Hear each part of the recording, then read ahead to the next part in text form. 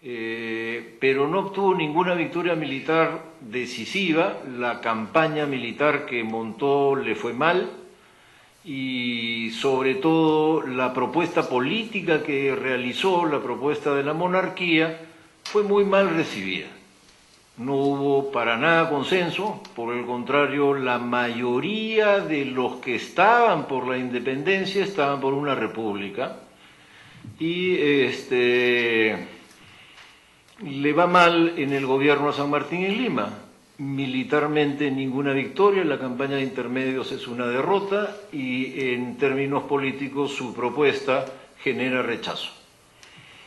De tal modo que cuando va a visitar a Bolívar a Guayaquil, ya San Martín es una persona que está derrotada. En Argentina no tiene respaldo, hay anarquía, en el Perú tampoco. Y no se sabe exactamente lo que conversaron, pero alguna interpretación he leído en el sentido que es una especie de transmisión de mando, ¿no? Transmisión de responsabilidades.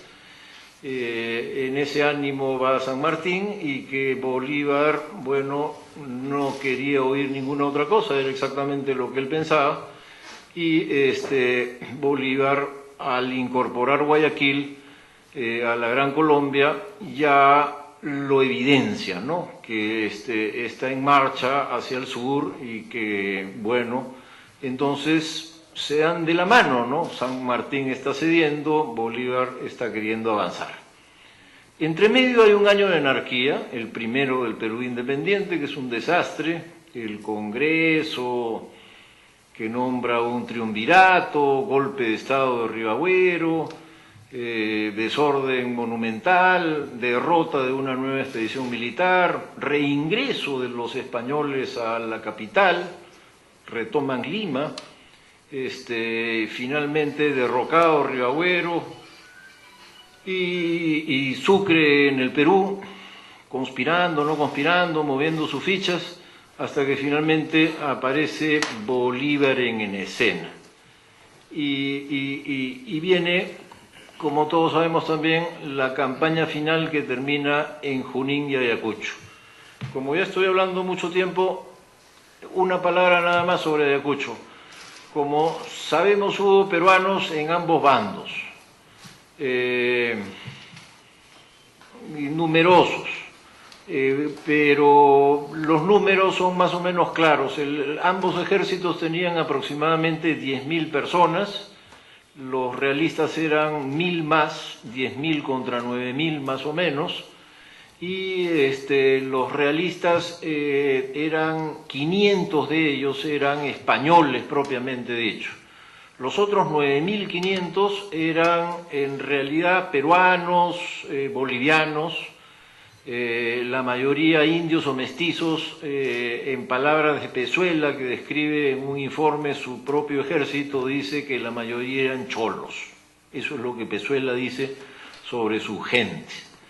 Quería con eso indicar que no eran indios en el sentido que para él indios eran campesinos, mientras que todo indio que dejaba la condición de campesino y que ya estaba en la ciudad, o en fin, que estaba en otras actividades económicas, pasaba a la condición de cholo. Entonces hay numerosos indígenas en el ejército del virrey, y sus oficiales son buena parte de ellos criollos y mestizos del Perú, y un núcleo de sargentos españoles propiamente dichos, como digo, y también oficiales de arriba, ¿no? Entonces, mientras que en el bando patriota los 9.000 son más o menos 3/3, y 1/3 es estrictamente de peruanos. Estaban en un cuerpo del ejército, la izquierda, en el dispositivo de Ayacucho, y su jefe era Lamar, que como sabemos era más bien nacido en Cuenca, hoy día sería considerado ecuatoriano. Luego los otros dos cuerpos eran de gran colombianos, y en medio de ellos estaban algunos argentinos y chilenos que habían venido con San Martín y que no se habían regresado. en medio de los gran colombianos. La caballería era una caballería como una fuerza independiente y un cuarto cuerpo, y ella era conducida por el Córdoba, el famoso Córdoba, porque define la batalla. La batalla es una batalla en la que los caballos de la caballería patriota capturan al virrey, asaltan el campamento del virrey y lo traen preso después de dura lucha. El virrey peleó bastante y salió malherido, la Serna. De tal modo que la caballería patriota, ahí es el general Córdoba, hay una calle General Córdoba frecuentemente en casi todas las ciudades peruanas, este es el verdadero vencedor de Ayacucho. Bueno, los caballos, ¿no? Los caballos son los que definen la batalla como invirtiendo, ¿no? Los caballos estuvieron en la conquista, los caballos también están en Ayacucho cambiando de bando. Como balance, ahora sí para terminar, aparece un país fragmentado en el cual hay peruanos en ambos bandos, tanto si ustedes ven a peruanos y peruanas por el lado étnico, todos los grupos étnicos están fragmentados. Igual en términos sociales, si ustedes ya no ven por grupos étnicos, sino por élite económica, sectores de clase media, sectores populares, ocurre que si usted se acerca de esta manera, serán los esclavos los que estuvieron más comprometidos, quizá al 100% con la independencia, y estaban detrás de su propia independencia, y la República más bien les falló, ¿no? Porque será recién, como sabemos, con Castilla, 30 años después, que acceden a la independencia por la que pelean en esta coyuntura de la emancipación peruana.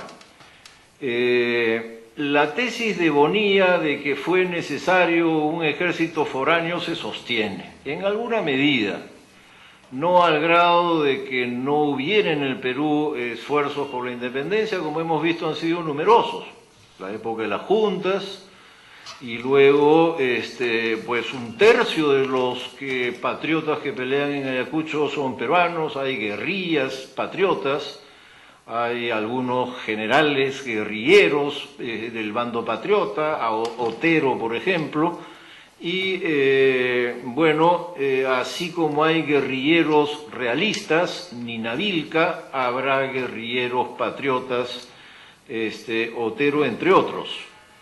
Entonces, hay fragmentación.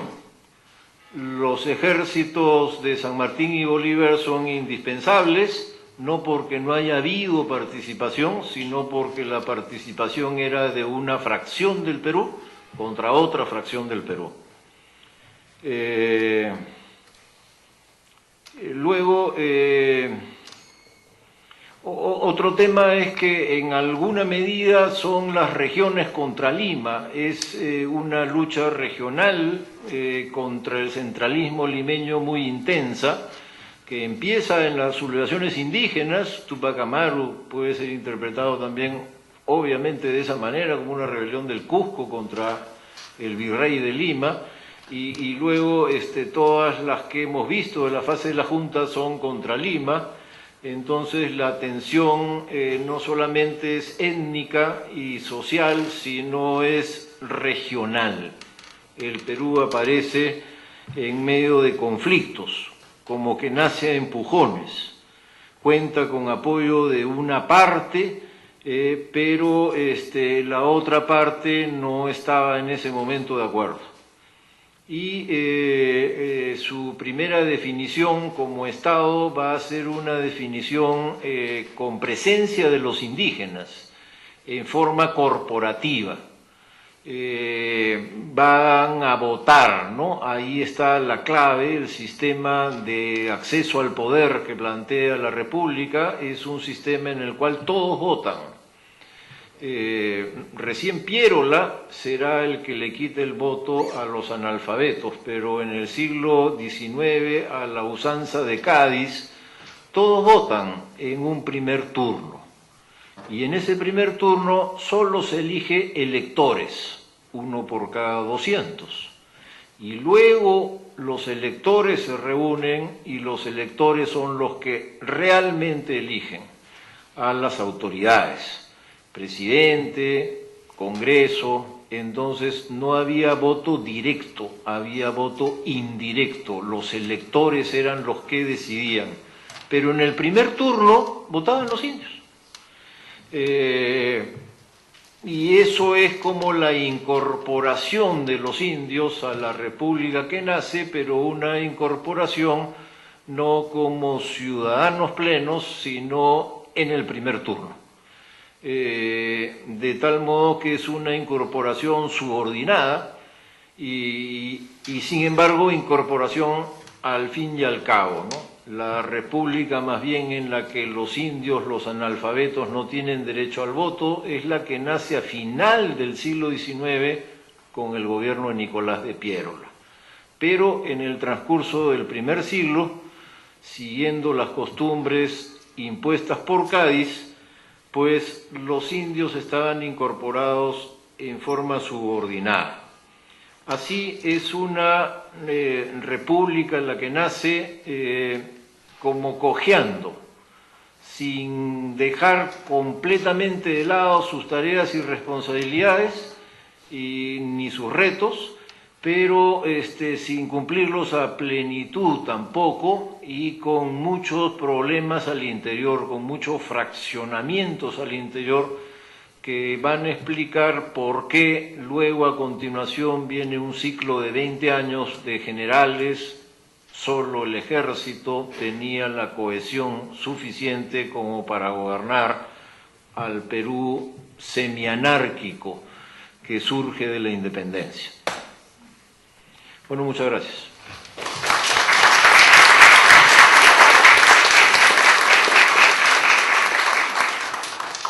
Gracias, profesor Zapata. Tenemos unos minutos para formularle preguntas, así que cedo la palabra a la sala.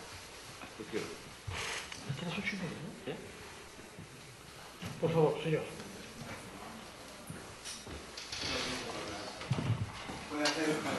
Por favor, adelante.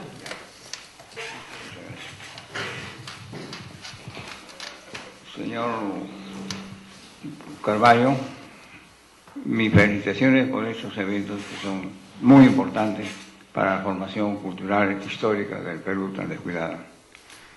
Al doctor Zapata, créanme que he escuchado con mucha pasión la enumeración de los hechos más notables de la independencia. Pero yo quisiera hacer presente que he escuchado muchas conferencias, muchas obras, sobre todo en los currículos escolares, que nadie define qué cosa es la independencia. Nadie define qué cosa es la independencia.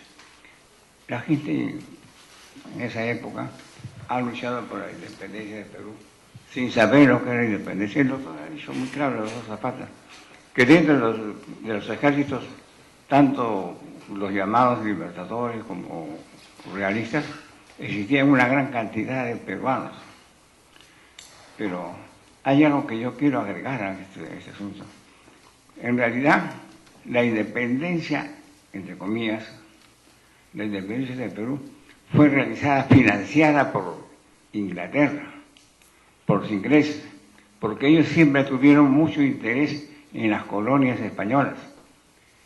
Y ya estaba la invasión de los franceses y ingleses en España, se había debilitado.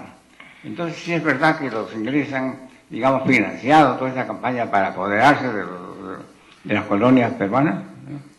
También es cierto que la independencia ha sido hecha, y esa es la novedad, que la independencia ha sido hecha por los criollos, no ha sido hecho por los mismos españoles, nacidos aquí en Perú. Eso es muy importante de tener en cuenta.